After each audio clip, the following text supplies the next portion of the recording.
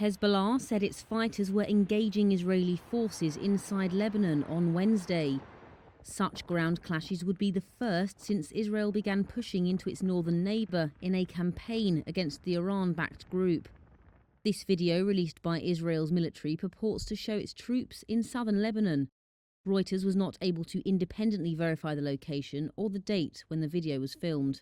The IDF said regular infantry and armoured units were joining its ground operations in Lebanon. That's a day after Israel was attacked by Iran, prompting fears of a wider conflict in the Middle East. Iran said the attack, its biggest on Israel, was overbarring further provocation, but Israel and the United States have promised to hit back. The violence, meanwhile, continued on the Israeli-Lebanon border. Displaced people like Ada have been flocking to this shelter in the southern Lebanese city, Sidon.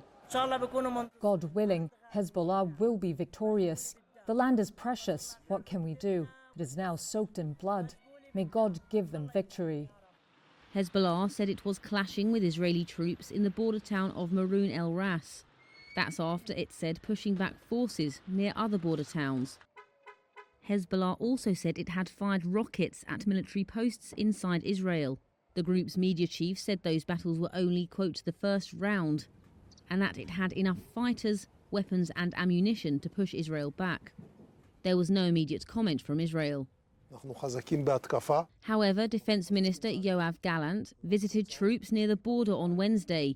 He said those who harm Israel will, quote, pay the price.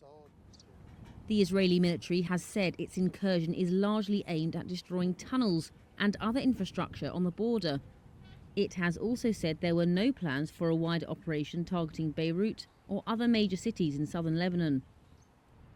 Nearly 1,900 people have been killed and more than 9,000 wounded in Lebanon in almost a year of cross-border fighting,